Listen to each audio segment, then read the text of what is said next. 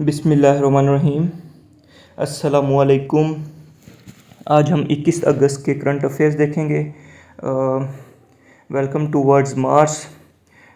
आज का हमारा जो पहला एमसीक्यूज़ है, which country hosted G20 summit 2022।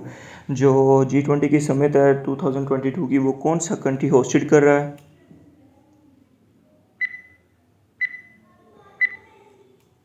जी, ये इंडोनेशिया में हो रही है। इंडोनेशिया का जो सिटी बाली है उसमें ये जो G20 समिट है ये हेल्ड होने जा रही है।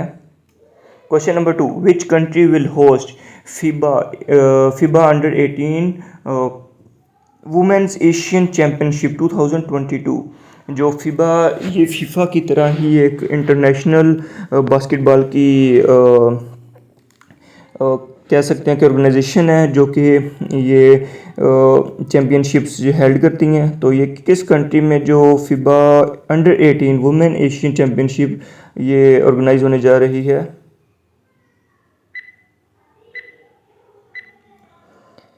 जी, ये इंडिया में ऑर्गेनाइज होने जा रही है। इंडिया की सिटी बेंगलुरु में ये ऑर्गेनाइज होने जा रही है।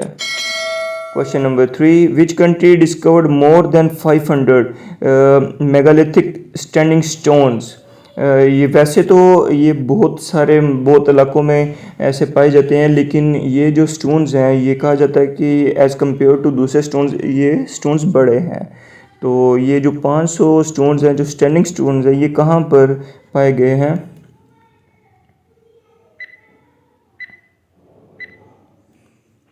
जी, ये स्पेन में, ये आप तस्वीर देख सकते हैं, ये स्टैंडिंग स्टोन्स पाए गए हैं। वैसे तो ये यूरोप के बहुत से कंट्रीज़ में ऐसे पाए जाते हैं, लेकिन कहा जा रहा है कि ये जो स्टोन्स हैं ये ऑलमोस्ट 500 से ज़्यादा हैं और ये उन एज़ कम्पेयर टू दूसरे स्टोन से ये बड़े स्टोन्स हैं। Question number 4, which Pakistani bowler ruled out of Asia cup due to knee injury. ये पाकिस्तान के लिए एक बहुत बड़ा धचका है कि कौन से पाकिस्तानी बॉलर हैं जो कि एशिया कप से बाहर हो गए हैं नी इंजरी की वजह से।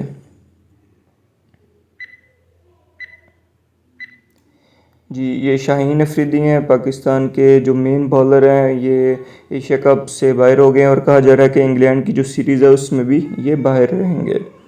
Question number 5, which Indian bowler ruled out of Asia cup due to back injury.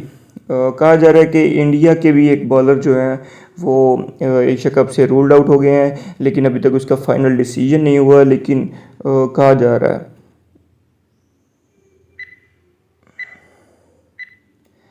जी, ये जसप्रीत बुमराह जो हैं इनके बारे में कहा जा रहा है अगर ये भी बाहर हो गए तो जिस तरह पाकिस्तान की रीढ़ की हड्डी शाहीन अफरीदी हैं, इसी तरह ये इंडिया की रीढ़ की हड्डी समझा जाता है इन्हें। तो ये इंडिया और पाकिस्तान दोनों के लिए बहुत मुश्किल होगी। Question number 6, NHCP invest $18,000 to build hydro power project in which country.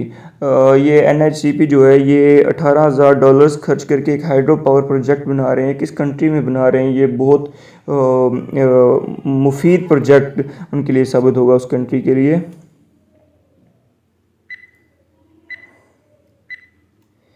जी, ये नेपाल में बनने जा रहा है ये प्रोजेक्ट। और ये MCQs अपने कम्पिटिटिव एग्ज़ाम्स के लिए बहुत इम्पोर्टेंट MCQs है। Question number 7, flood control authority issues high alert after flood scares in dash city. वैसे तो बहुत सारे सिटीज़ में, बलूचिस्तान और सिंध के बहुत सारे सिटीज़ में हाई अलर्ट है फ्लड की वजह से, लेकिन अब हाल ही में एक और सिटी को हाई अलर्ट इशू किया गया है। वो कौन सा सिटी है?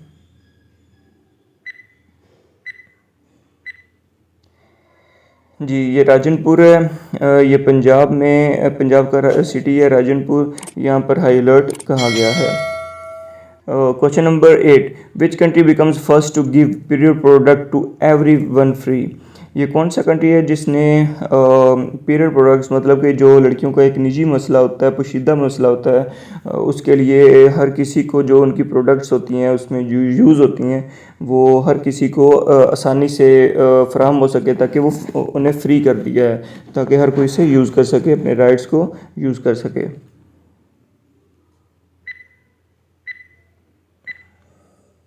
जी, ये स्कॉटलैंड है। इन्होंने इसको फ्री किया है, आप तस्वीर में भी देख सकते हैं, पढ़ सकते हैं। Which Pakistani great singer died who sang वतन की मिट्टी गवा रहना। जी, ये पाकिस्तान के लिए बहुत एक बड़ा लॉस है, जो कि पाकिस्तान की बुलबुल सिंगर कहा भी जाता है कि वो वफात पा गई हैं। उनका नाम क्या है?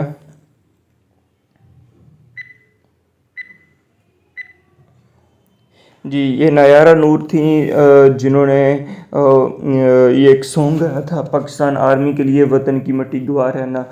तो ये वफात पा गई हैं। ये पाकिस्तान का एक बहुत बड़ा नुकसान है। बहुत अच्छी सिंगर थी। ओके, आज की एमसीक्यूज़ और आज की करंट अफेयर्स ख़त्म होते हैं। इसी के साथ हमें दीजिए इजाज़त। इंशाल्लाह हम अपनी कल वीडियो में हाज़िर होंगे। Thank you.